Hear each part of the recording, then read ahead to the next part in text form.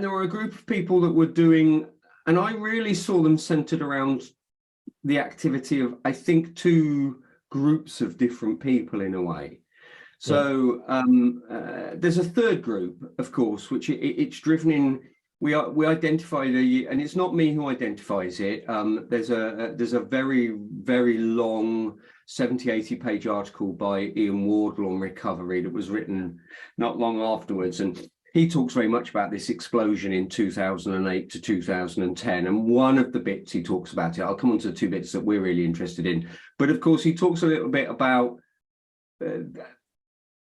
the political convenience of adoption of recovery as well. So it gets adopted. It gets adopted within some of that, and I think that's my expression, not his, but or a summary of everything that he says. But it's the political convenience of adoption, as potentially there was in of harm reduction. When still underneath, really, all they were running was a stripped back NHS service with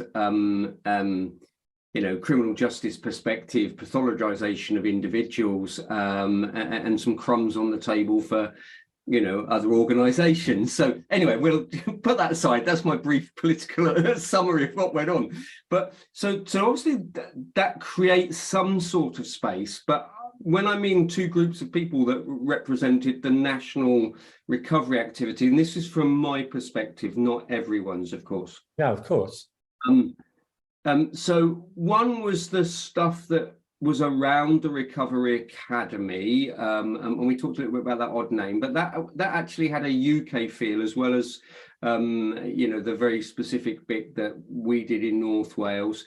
That had, as I said before, it had people like David from Leap and Rowdy and David Best and one or two others, and I think Tim was involved as well, and myself, and about 6 or 7 of us became trustees.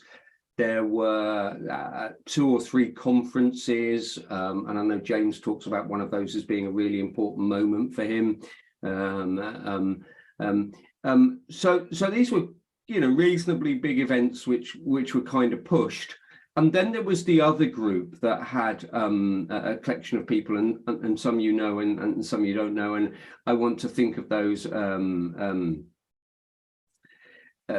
So those are people like Michaela and Alastair and people like that. And they also had 1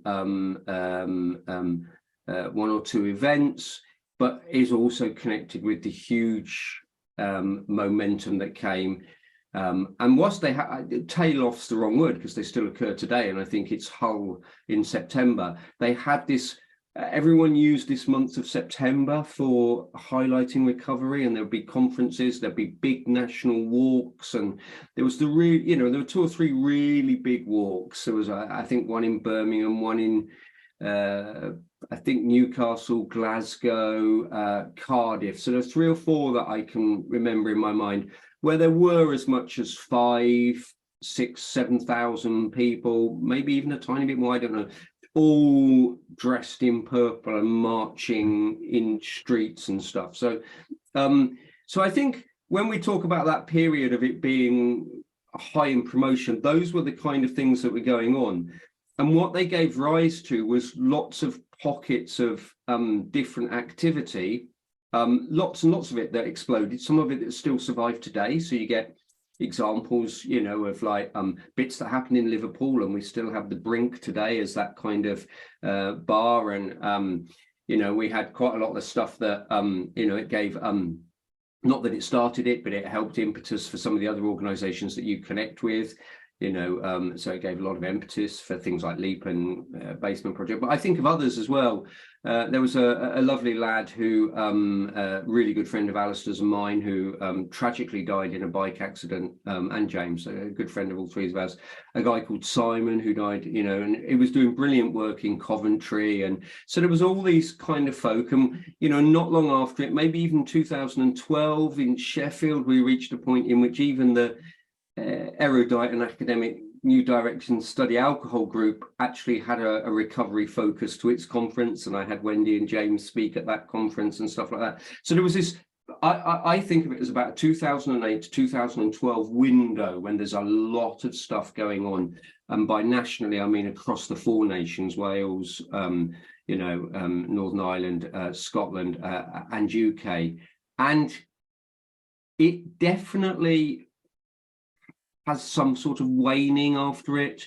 There's lots of it still left in bits and pieces. Like I say, there's still a focus on September Recovery Month, but doesn't feel as profile as it was. There is a national march and people do things and stuff like that. And lots of the bits and pieces have been left in pockets, but it doesn't feel like it was an everywhere thing, if that makes sense. And there was a period when it almost felt like it was everywhere. If I'd have talked to some of my harm reduction colleagues, or even some, as I did at the time, or some of my colleagues inside the NHS, they actually found it immensely frustrating. And I think the UK government, above all, almost treated it as an opportunity to promote abstinence as the only legitimate outcome of services or expectation on individuals and stuff like that. So all of that kind of thing went on, really. And very quickly already, the Scottish government and the Welsh government, I think they moved to slightly maturer interpretations of how to re-embed recovery along with harm reduction and other stuff in their policies. It didn't become an either or, but I think there was a longer legacy for the UK government.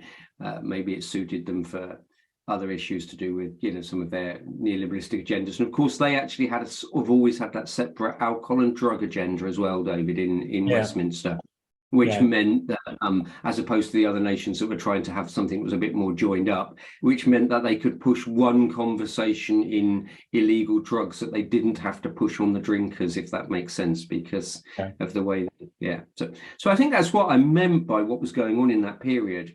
And so a great read by Ian Wardle, and then last but not least, I've got a lad, I don't know if he'll finish, but I've got a lad who started a PhD, and he wanted to explore in his PhDs, and he's a couple of years into it, and he's exploring this notion that what he describes as the politics fizzed out of it. So in other words, he argues that for 2 or 3 years it was a recovery movement based on much more societal and political change, and what we've been left with is a recovery movement that supports and promotes the individual and community change, but without it hitting at a harder level, if that makes sense.